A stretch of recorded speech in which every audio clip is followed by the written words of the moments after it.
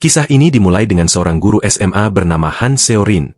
Dia baru saja pindah ke sekolah baru untuk memulai hidup yang tenang dan lari dari masa lalunya yang kelam. Singkat cerita, di sekolah, Seo-rin mencoba menjadi guru yang baik bagi murid-muridnya. Dia memperhatikan salah satu muridnya yang bernama Yorim. Dia tampak murung dan sering menjadi sasaran kebuli oleh sekelompok siswa laki-laki dan pemimpin mereka yang diketahui bernama Baek Jong-hyuk. Sepulang sekolah, saat sedang menelpon tunangannya, dia meminum sebotol minuman yang tergeletak di atas meja. Dia mengira itu adalah hadiah pemberian dari muridnya. Namun setelah meminum, Seo-rin tiba-tiba langsung tidak sadarkan diri. Malam itu, saat gedung sekolah sudah mulai gelap dan kosong, sekelompok orang misterius itu masuk ke ruangannya dan keesokan harinya, Seo-rin dibangunkan oleh ketua kelas. Dia bingung mengapa bisa ketiduran semalaman. Setelah menyuruh muridnya pergi lebih dulu, Seo-rin tersadar ada sebuah bekas merah yang aneh di pergelangan tangannya. Dan dia sama sekali tidak ingat apa penyebabnya. Kejadian itu memicu kembali ketakutan akan trauma masa lalunya. Bertahun-tahun yang lalu, Seo-rin sendiri adalah korban dari kejahatan serupa. Videonya saat dilecehkan disebar di internet hingga membuat hidupnya hancur.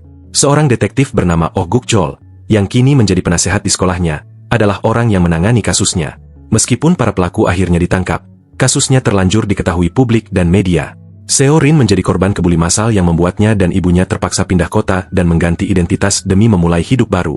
Kini, dengan adanya bekas luka di tangan, Seo-rin sadar bahwa kejadian semalam bukanlah kebetulan. Saat Seo-rin mencoba menenangkan diri di toilet, ponselnya tiba-tiba berdering. Itu adalah sebuah pesan yang masuk dari orang yang tidak dikenal yang menyebut dirinya sebagai master. Orang itu pun mengirimkan foto Seo-rin saat tidak sadarkan diri di ruang guru. Seo-rin langsung panik. Dia menyadari bahwa dia baru saja menjadi korban pelecehan yang baru. Master terus-menerus mengirimkan pesan, mengancam akan menyebarkan videonya jika dia tidak menuruti perintahnya. Beberapa hari kemudian, Seo-rin yang semakin ketakutan mencoba mencari tahu apa yang terjadi lewat CCTV sekolah. Dia bertanya ke bagian administrasi sekolah dan petugas keamanan demi melihat rekaman itu. Namun usahanya sia-sia. Rekaman pada hari kejadian itu ternyata sudah terhapus. Yang membuatnya semakin curiga bahwa ini adalah sebuah persekongkolan di sekolah. Malam harinya saat makan malam bersama tunangannya dan calon mertua, teror itu kembali berlanjut. Si master terus mengirim pesan. Suasana malah menjadi begitu membuatnya khawatir saat calon mertuanya menerima sebuah pesan spam tentang video skandal seorang guru. Meskipun pesan itu diabaikan, namun hal itu membuat Seo-rin benar-benar ketakutan. Tidak punya pilihan lain, Seo-rin memutuskan untuk menemui Guk-chol, yang kini bekerja sebagai penasehat di sekolahnya. Dia menemuinya di sebuah warnet dan memintanya untuk membantu menyelidiki teror dari si master. Singkat cerita, teror terus berlanjut hingga terjadi di dalam kelas. Saat Seo-rin sedang mengajar, dia menerima pesan dari master yang mengatakan pertunjukan akan segera dimulai. Dan tiba-tiba seluruh ponsel para siswa di kelasnya berbunyi serentak. Master ternyata mengirimkan video itu ke semua murid. Seo-rin dibuat panik. Dia takut jika video itu adalah dirinya. Dia pun berteriak menyuruh para murid untuk mematikan ponsel. Hati-hati, namun tidak ada yang mendengarkan. Ternyata video yang disebarkan bukanlah videonya. Namun dari muridnya yang sering dikebuli yaitu Yorim. Kelas menjadi hening seketika. Semua mata tertuju pada Yorim dan semua ponsel menampilkan Yorim yang sedang diperkaos banyak orang. Merasa dipermalukan, dia langsung meminta ketua kelas untuk mengumpulkan semua HP para siswa dan berlari keluar kelas. Seo-rin juga langsung menyusul hingga akhirnya berhasil menemukan Yorim di sebuah taman. Awalnya Yorim ingin menghindar, namun Seo-rin langsung memeluknya dan menenangkan. Dalam obrolan mereka, Yorim akhirnya menceritakan apa yang sebenarnya terjadi. Beberapa hari yang lalu, dia dihubungi oleh master yang menawarinya sebuah hadiah dan menyuruhnya datang ke sebuah gudang. Di sana dia meminum minuman yang telah disediakan lalu tidak sadarkan diri. Dia kemudian dilecehkan oleh beberapa orang yang menutupi wajah mereka. Yorim merasa sangat takut untuk melapor ke polisi karena ia khawatir videonya justru akan semakin tersebar. Malam itu, Seo-rin pulang ke apartemennya dengan perasaan was-was. Dia merasa ada yang mengikutinya dan tiba-tiba seseorang mengagetkannya dari belakang. Yang ternyata itu adalah tunangannya.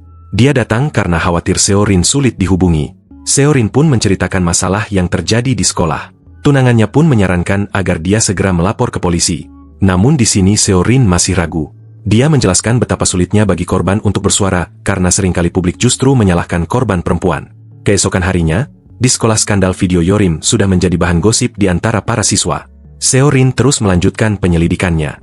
Dia pun menemui Yorim lagi dan menanyakan hubungannya dengan si ketua kelas Jang Garam. Seo-rin pun teringat pernah melihat Yorim dan Garam bertengkar di dekat tangga beberapa waktu yang lalu. Dan ini membuatnya curiga.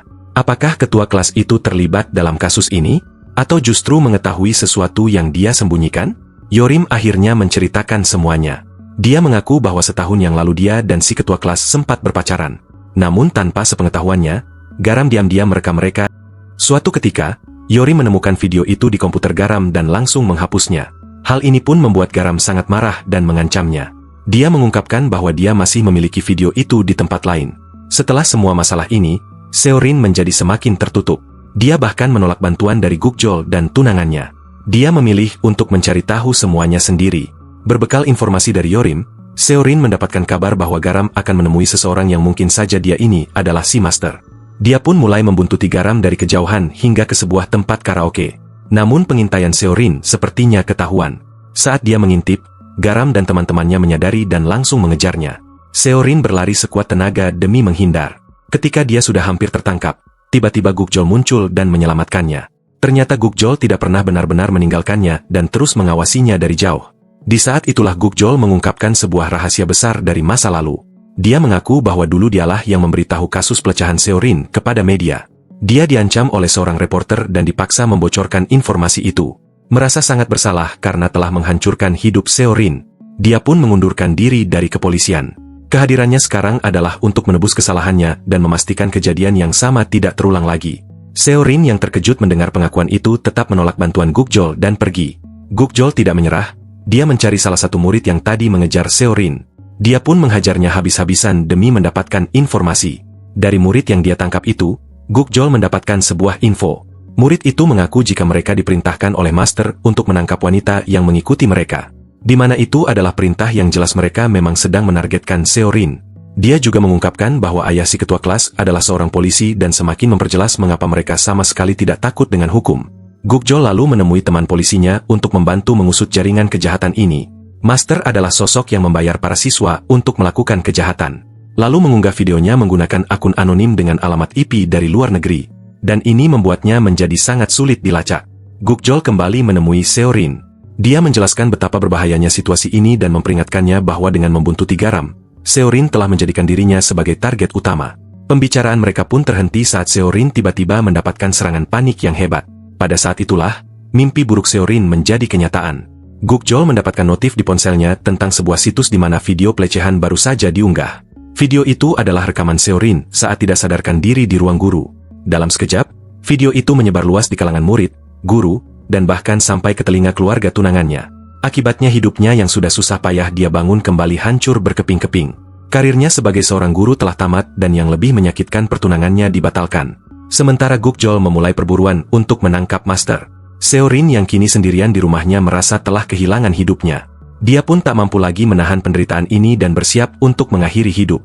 Tepat saat Seorin akan mengakhiri hidupnya, sebuah pesan masuk ke ponselnya. Pesan itu berisi video yang memperlihatkan muridnya Yorim sedang disekap dan meminta tolong. Master lalu menyuruhnya datang ke sebuah lokasi jika ingin menyelamatkan Yorim. Seorin pun memberanikan diri pergi ke lokasi yang ditentukan. Di sana dia dipaksa meminum sesuatu hingga tidak sadarkan diri. Lalu dia pun ditangkap oleh sekelompok orang bertopeng. Namun ketika dia sadar, dia melihat Yorim dalam keadaan baik-baik saja dan justru marah karena Seorin telah ikut campur. Terungkap bahwa Yorim bukanlah korban, melainkan salah satu dalang yang bekerja sama dengan Master. Jadi dialah yang dulu mengajak ketua kelas untuk menyebarkan video mereka dan dengan sengaja mengancam untuk menyebarkannya sendiri. Di tengah situasi itu detektif Gukjol datang untuk menolong. Namun karena hanya sendiri, dia pun berhasil dikalahkan oleh para gangster ini. Namun polisi lain mulai datang dan membuat para pelaku panik dan kabur. Tetapi di tengah pertarungan itu, Seorin berhasil menangkap Yorim. Di kantor polisi, mereka memeriksa ponsel Yorim dan berhasil mendapatkan nomor telepon asli si Master. Setelah dilacak, nomor itu ternyata terdaftar atas nama seorang pria bernama Bapako. Polisi segera melakukan pengejaran dan berhasil menangkapnya. Namun di dalam mobil, dia bersikeras bahwa dirinya bukanlah Master yang asli. Dan polisi juga tidak menemukan bukti yang bisa membuktikan jika pria itu memanglah Master. Sementara itu, guru Seorin dan mantan detektif Gukjol memeriksa rumah pria ini. Di sana mereka menemukan seorang anak laki-laki berusia 13 tahun yang tampak ketakutan. Saat Gukjol mencoba menelpon nomor Master, ponsel anak itu berdering.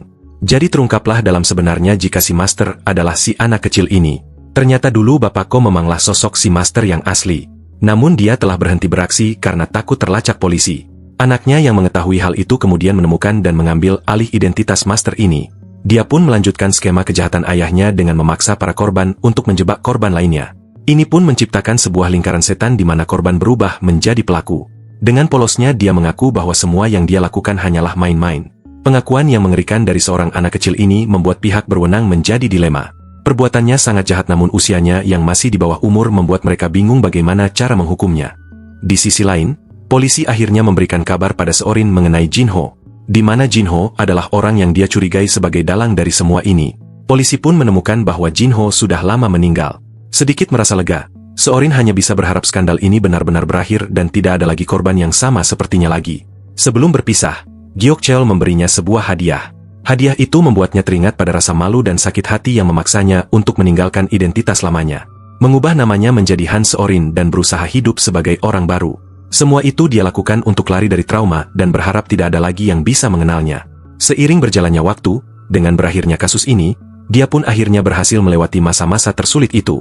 Cerita pun berakhir menunjukkan Seorin yang kini bisa memulai proses penyembuhan dan kehidupannya yang baru. Dan film pun tamat.